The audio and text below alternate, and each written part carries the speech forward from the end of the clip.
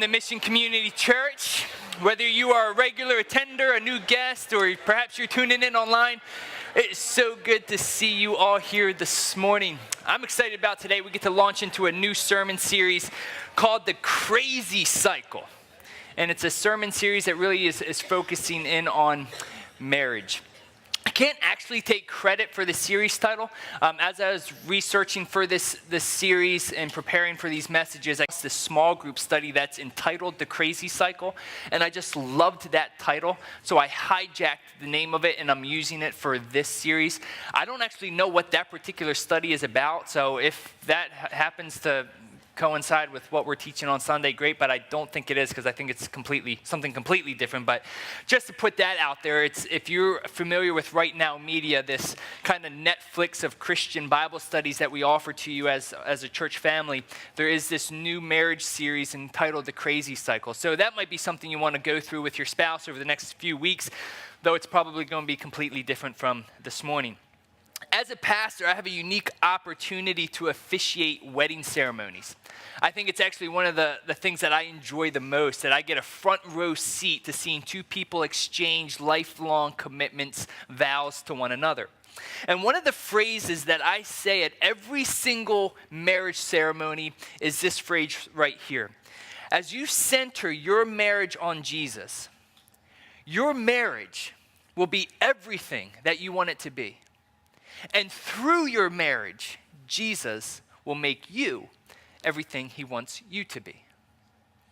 So as you center your marriage on Jesus, your marriage is going to be everything that you want it to be. And through your marriage, Jesus is going to make you everything that he wants you to be. I do believe that our spouses are the primary sanctifying agents in our lives. They get to wear off our rough edges and make us into better people. And I do believe that God wants something and has something so much more for our lives as we enter into a marriage covenant with our centeredness on him.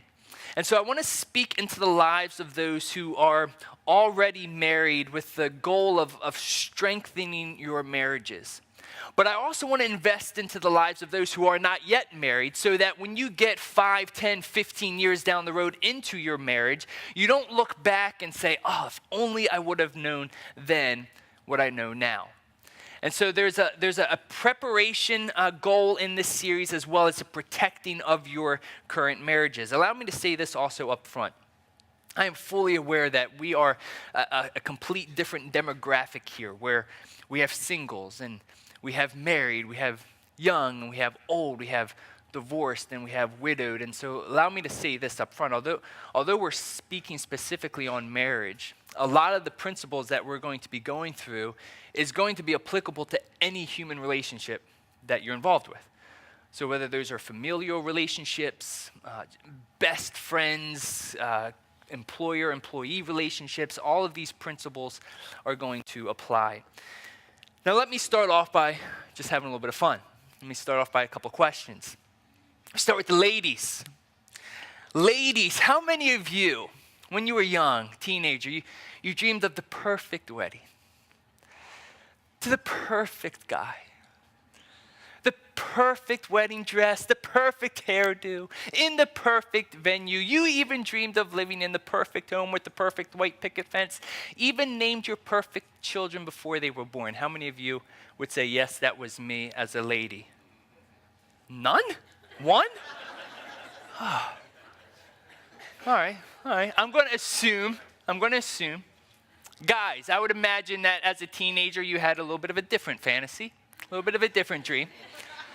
Let me just get straight to it. How many of you guys dreamed that when you would be married, you would have sex every day?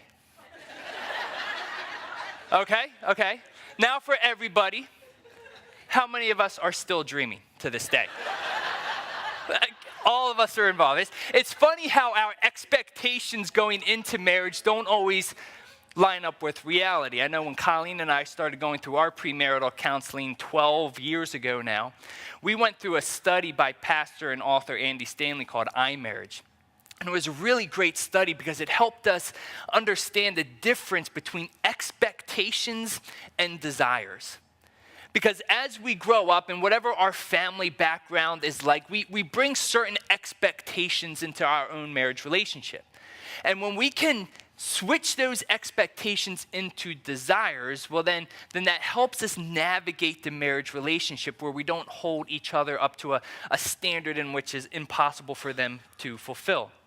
As I mentioned earlier, I wholeheartedly believe that as you center your marriage on Jesus, that he is going to do something unique, and only through that marriage relationship, that your marriage is going to be everything that you want it to be, and through your marriage, he is going to make you everything that he wants you to be.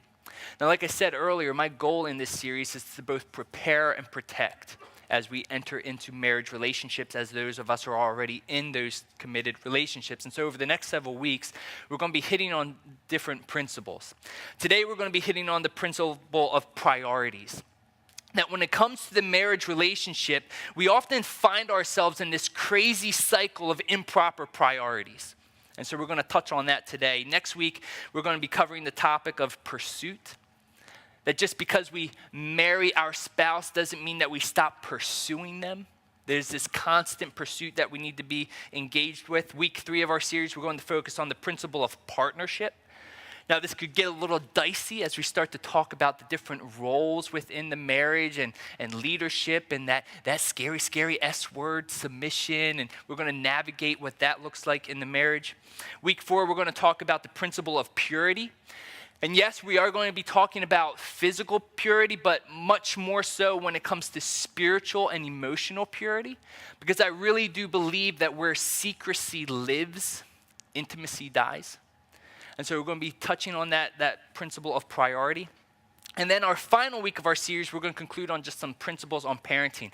Now, of all the weeks I'm excited about, probably that final week in October I'm most excited about, because we're going to be able to hear a story from 2 new young parents here in our congregation and just where God has brought them through the course of their pregnancy and really just some cool God miracles that are going to come out of that. So if anything, do not miss October 29th. You will not want to miss that one. Hopefully I don't preach too long because we're all going to be celebrating. Because this is a marriage series, another unique aspect to this series will include some perspective from my wife, Colleen. And so there's going to be some moments in the service that I'm going to ask Colleen to share some perspective from her wife's perspective to specifically talk to some of you ladies. So I think this is going to be good for us, because I do feel confident that it can speak to us as a group when it comes to marriage. But when it specifically comes from the wife perspective, obviously I'm a little bit out of my league. And so I'm going to have her speak into some of you ladies here as we go through each of these weeks. So let's get diving into this principle of priorities this week. You know, there's an undercurrent of belief in today's society that you're not going to be able to fully enjoy life, to find purpose and meaning in life unless you find the one. That one person, that soulmate, the jam in your jelly roll, the moon in your sky, that you won't find purpose and meaning in life until you find the one. I think I found the one. He's so handsome. He just wants to spend time with me. He doesn't even know what a video game is. I love this guy, the one. Or I found the one. She's so amazing. She loves just to go to the ball game and have a beer. She's the one for me. This one, the mythical one. And so what I'm hoping to communicate today, what I'm hoping is that there's a group of us here, even all of us, that we're not so concerned about finding the one, but that we find the two. That we find number 2, because the overarching principle for today is that God is your one and your spouse is your 2. God is your one and your spouse is your 2. Yes, there is such thing as the mythical one. God is your one, and your spouse is your 2. Listen to how Jesus phrases it. He says this in the Gospel of Mark. And you shall love the Lord your God with all your heart, and with all your soul, and with all your mind, and with all your strength. And then the second is this. You shall love your neighbor as yourself. There is no other commandment greater than these. So even what Jesus basically says here in these verses is that God is your one, that you are to love him with everything that is inside of you, heart, mind, soul, and strength. God is your one. And after this is people. That in general terms, God is your one and people come in at number two when you think of priorities. Now let's hone in a little bit more on specifically your spouse being your number two. When it comes to your spouse, we get this principle from Genesis chapter 2. So after God created everything, we know that on the sixth day God created man. And man is given this unique responsibility to have dominion over the earth and to care for it and to till it. And so Adam's walking around the earth and he's noticing that there's something different about every other creature out there and himself. There's two. They're partners, and here I am alone. And so God eventually says it's not good for man to be alone, puts Adam into a deep sleep, takes a rib from his side and creates this person, Eve. And so as Adam wakes up from this deep sleep, he awakens to perhaps the most gorgeous thing he's ever seen, a naked female. And he goes, whoa, man. And she was named Woman. No? Anyway, it's cheesy, I know. Bear with me, we got more coming, all right? More coming. Listen to what Adam says in Genesis chapter 2. And the man said, "This is at last bone of my bones and flesh of my flesh. She shall be called woman because she was taken out of man. Therefore a man shall leave his father and his mother and hold fast to his wife, and they shall become one flesh." Now I call this the leave and cleave principle. That prior to marriage, generally speaking, God is your one and your parents are your two. When it comes to the priorities of relationship, prior to marriage, generally speaking, I know we all come from different backgrounds and family dynamics, but generally speaking, God is your one and your parents are your two. And it's not until you get married that you leave your parents and you start to cleave, hold fast to your spouse. And so it's at that moment when God is still your one, but your spouse becomes your two. Here's the reason why this principle is so important. Because people fail people, but God never fails. People fail people, but God never fails. That's why it's important to have the proper priority of God as number one and your spouse as number two. Whenever we place a person in the number one priority, in that top space, we tend to idolize that person. Oh, he's so great. He's so laid back. He's so relaxed. But then eventually when we marry that person, we demonize him. He's a lazy bum. He doesn't get anything done. So we set this person up to idolize him, to worship him or her. But then as we get married, we end up demonizing that person because of the character that we saw earlier isn't fitting what our current needs and wants are. So this is why this principle is so important, specifically in marriage and really in all relationships, that God is number one and your spouse is number two. Perhaps the greatest section in the Bible that deals with the marriage relationship specifically is Ephesians chapter 5. So Paul is writing this letter to the church in Ephesus, and he starts off Ephesians chapter 5 by saying this: "Therefore be imitators of God as beloved children, and walk in love as Christ loved us and gave himself up for us." So as you get further into Ephesians chapter 5, Paul starts to get into these different roles of the marriage relationship, the roles of husbands and wives, that husbands are to unconditionally love their wives, to be willing to lay their lives down for their wives. And that wives are supposed to respect their husbands, and there's these roles within the marriage relationship. But all of these roles in the middle of Ephesians chapter 5 is really undergirded by this overarching principle in the first couple of verses of walking in love towards one another, as God has loved us. Then at the end of Ephesians chapter 5, Paul refers to marriage as a profound mystery. And it's really this profound mystery is that your marriage relationship is a picture of the gospel. So here's another thing that I say in wedding ceremonies that I officiate, that from this moment forward, as you exchange vows and as you get married to one another, your marriage actually becomes a picture of the gospel. That husband, as you are willing to lay your life down for the sake of your bride, that you are giving a picture of Jesus laying down his life for the sake of his bride, the church. And that wife, as you're willing to respect and follow the headship of your husband, that we as the church are willing to follow our Savior's lead as he guides us in this life. And so your marriage becomes a picture of the gospel. That's why I believe the gospel is so important for us today, even as Christians.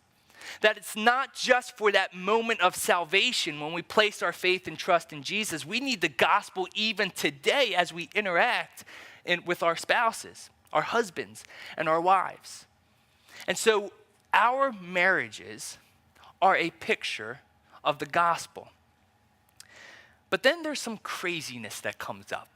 And so I want to just hit on some of these areas of crazy that come up in our marriage.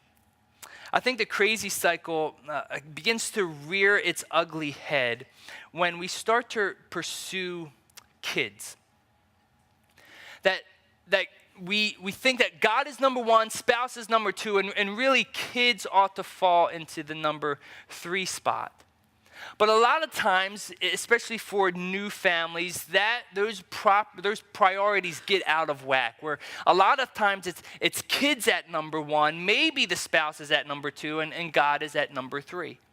And when you have that type of structure in your priorities, nothing is in its correct place when it comes to your relationships. God is always number 1, and your spouse is always number 2. I have felt this even when Colleen and I started having kids. Because, and I can understand why kids jump to that higher priority, because you're essentially taking care of somebody that can do nothing else than eat, sleep, and wreak havoc inside of a diaper. And so you have to, yes, put them in a place of priority, but a lot of times what happens is that the spouse feels neglected. Here's why this is so important to have God is number 1, spouse is number 2, and kids at number 3. It's because raising kids is a temporary assignment. Your marriage is until death do you part. That you might have 18, 19, 20 years of specifically raising your children before you send them off to school, unless you have a millennial and they're 30 and still living in your house. You have a temporary assignment to train up that child, to be the primary disciple maker in the life of that child. But eventually that child is going to leave you as a parent and cleave to a spouse. But your marriage is until death do you part. And your marriage, generally speaking, occurred prior to your kids. And so God is always number 1, your spouse is always number 2, and your kids fall in at number 3. King Solomon even says it this way: train up a child in the way he should go, and when he is old, he will not depart from it. This idea that we have this temporary assignment to train up our kids, but eventually they're going to go off on their own, and they're going to live the lives that God has purposed them to live. Then as we start to pursue careers, we get into another crazy cycle of improper priorities. A lot of times, generally speaking, the more successful a person becomes in their career, the more time is required to work for the success of that career. And before you know it, the person is not paying attention to his or her family for the sake of the career, for the sake of building a nest egg, for the sake of making an influence in a company, that the career gets into an improper place of priority within the relationship. I can remember when Colleen and I got married that we had a season in our marriage around year 3 or 4 when we were both pursuing our careers and we started having kids, and it was all kinds of crazy. We had Dean, our oldest.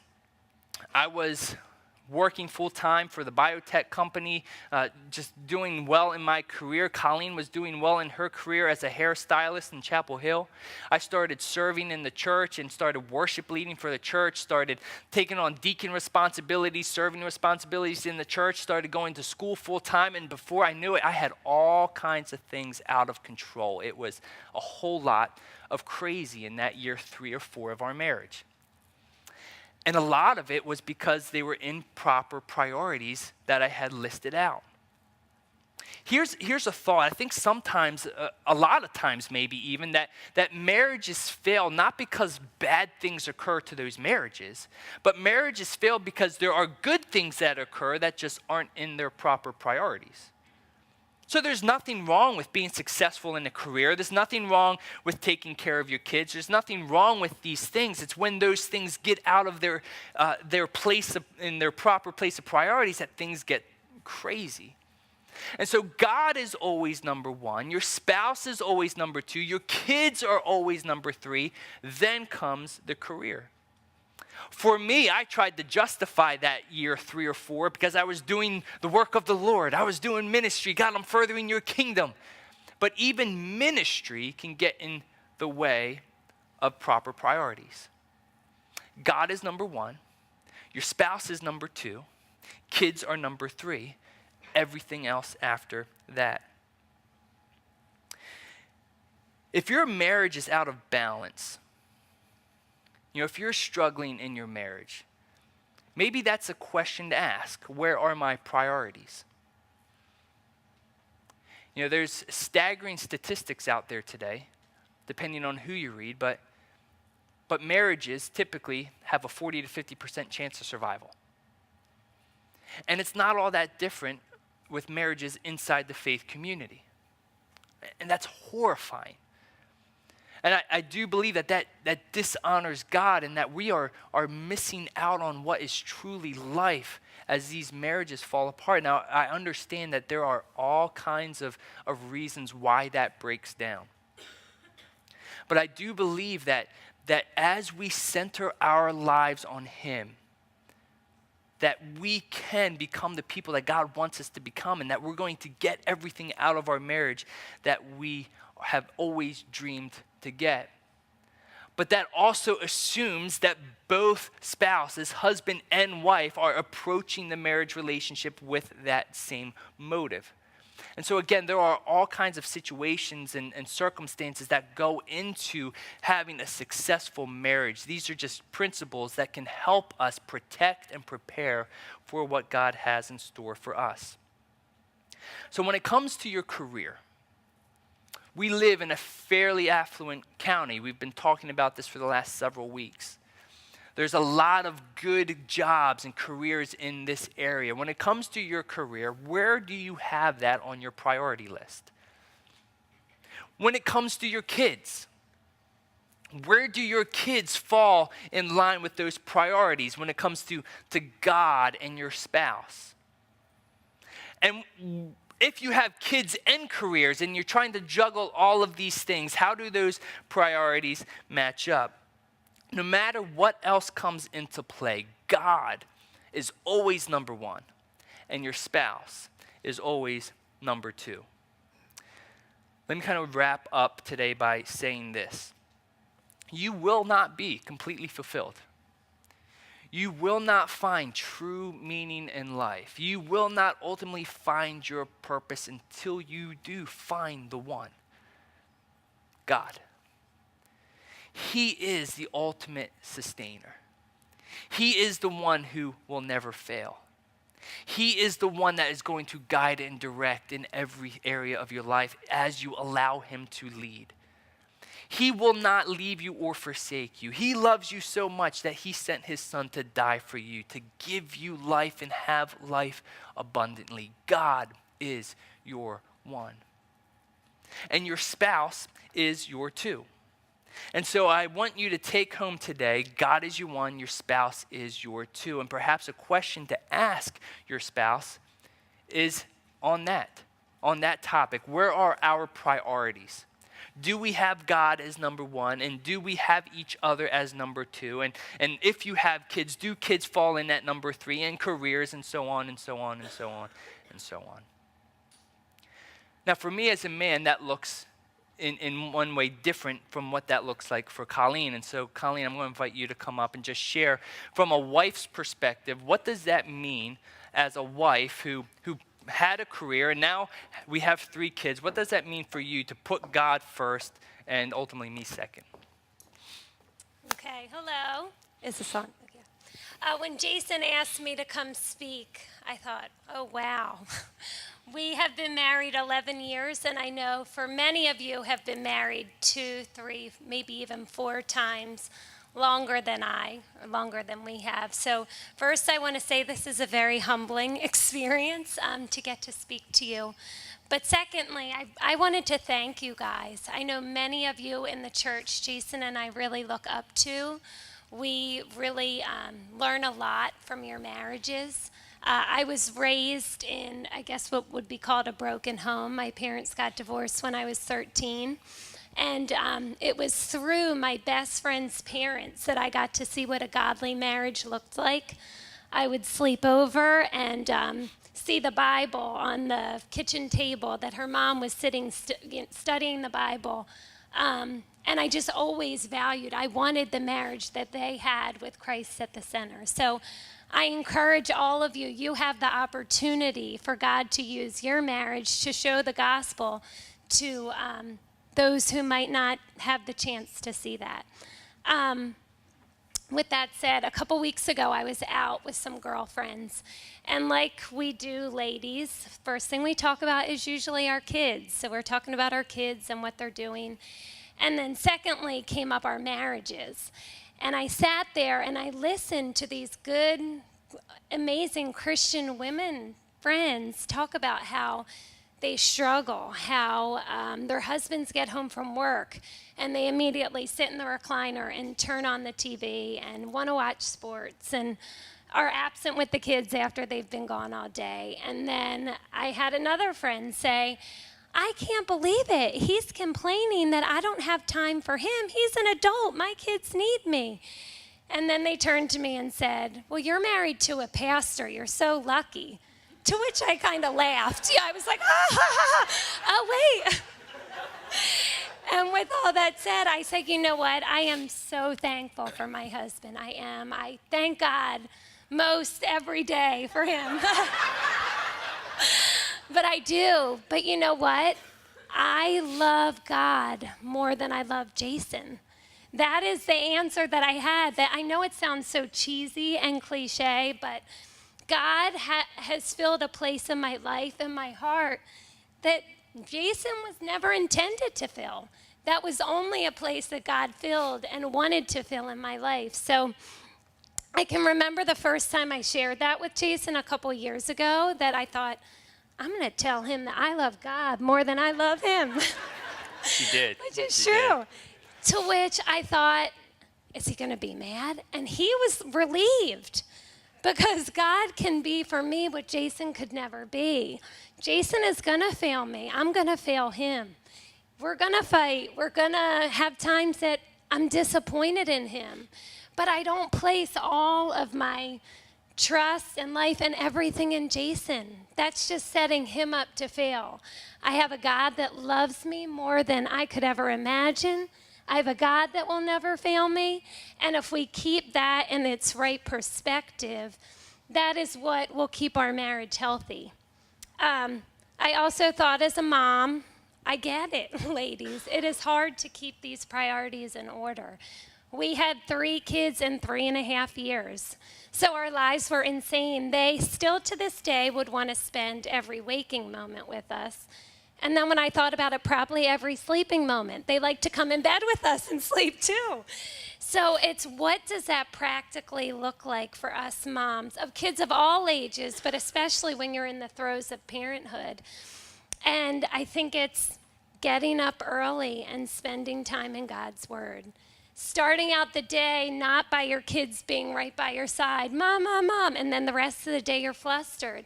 It is carving out quiet time, whatever that looks like, to be alone with the Lord in His Word, in prayer for your spouse, in prayer for your kids, and then the rest as goes followed. And I had a picture of this. My best friend about 10 months ago moved away on the other side of the world to Singapore. She was somebody that I talked to every single day. And I thought, how will this affect our relationship moving away? And I thought, I have to stay connected. And we talk pretty much every day or every other day, but in order to maintain that relationship, there has to be constant communication. We can't have God at first place in our lives if we never crack open our Bible. We can't have God as first place in our lives if we never talk to Him in prayer. So these are things that we just need to prioritize. If we want to have a godly marriage, a godly friendship, godly families, we have to carve out time to spend alone with Him in His Word and in prayer. So those are just some practical. I have some other ones, kind of funny. Just throw one out there. Jason is a neat freak, as most of you know. If you didn't, surprise. So when we got married, I knew he liked things in order. Where for me, I'm more relational. I'd rather go spend time with people and come home, and if the house gets a little messy, I'm okay with that. But I noticed, he said to me one day, sometimes I get home from work and I pull in the driveway and I just sit there for a minute, because I know when I walk in, it's going to be kids grabbing me and jumping, all over me, and I might trip over a toy, and that stuck with me. I thought, I want this to be a safe place for him. I want him to come home and feel like, oh, I'm finally home, let me relax. And so I thought, what can I do to change that? So the house was a mess for most of the day. He worked 5 minutes away, so 15 minutes before he got home, I'd be like, okay, kids, Dad's going to be home in 15 minutes. We got to rush around, clean up the house, clean up the toys. I said, go down and play in the basement so that when Dad walks through the door, I can give him a kiss, we can talk to him, and he could have some peace before some of the craziness happens later. So there are so many little practical things that we can do to love and serve our husbands, but we need to work on our relationship with the Lord first and keep that in its first priority. Thanks, babe. Yeah. Appreciate it. Let's give Colleen a round of applause.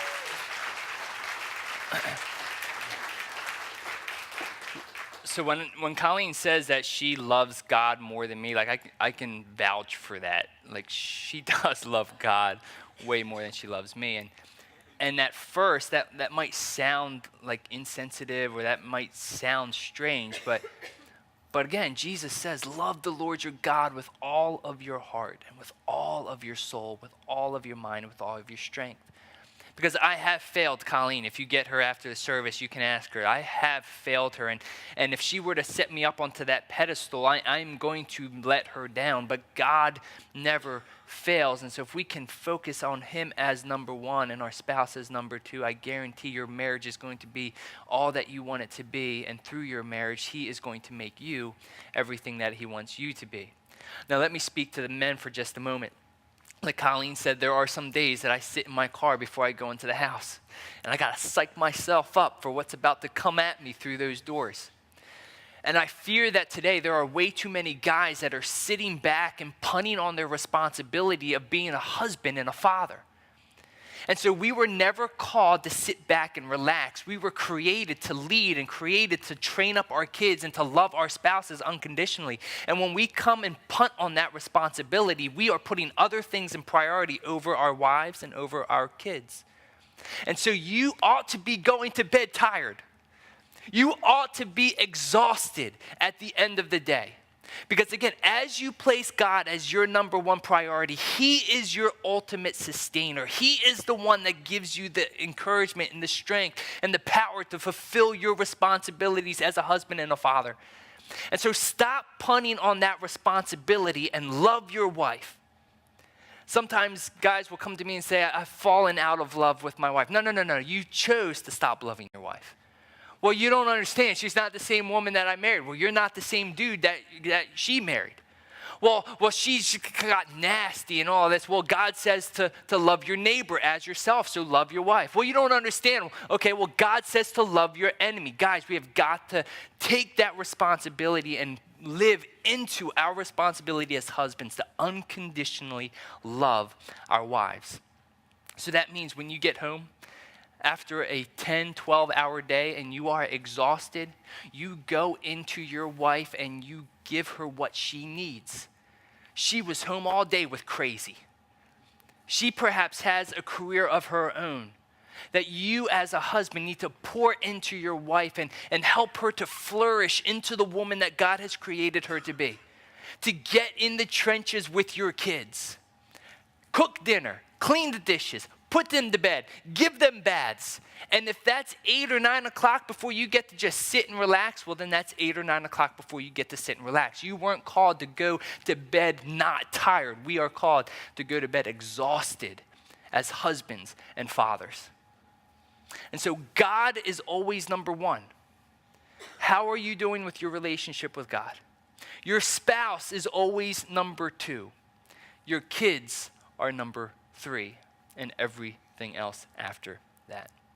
How are your priorities? To help break the crazy cycle of improper priorities, we have to get those back in line. God first, spouse second, kids third, everything else after that.